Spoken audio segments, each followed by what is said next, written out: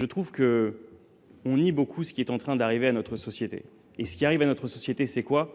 C'est un grand mouvement de reconcentration de la richesse, qu'on observe de manière nette et claire depuis les années 80.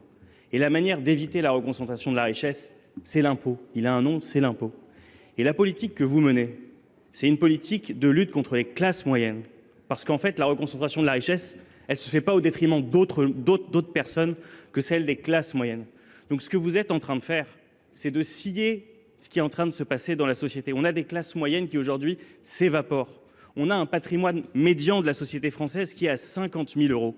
50 000 euros. Donc l'idée de se dire qu'on continue à aller à la falaise avec une société, d'un point de vue patrimonial, de plus en plus inégalitaire, il faut vous réveiller sur ce déni-là. Il faut vous réveiller.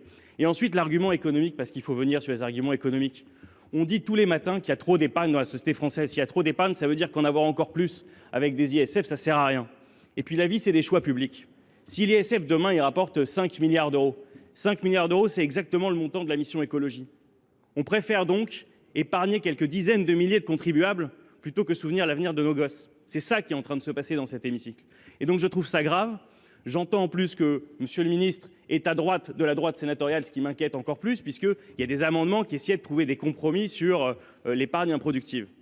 Donc voilà, tout ça pour vous dire que je crois que vous faites fausse route, on le dit, on le répète. Je sais bien qu'on ne nous écoute pas beaucoup alors que, encore une fois, vous allez vers un 49.3 dont on ne sait pas très bien où ça va, mais on s'en inquiète parce que c'est la société qui est en jeu. Merci.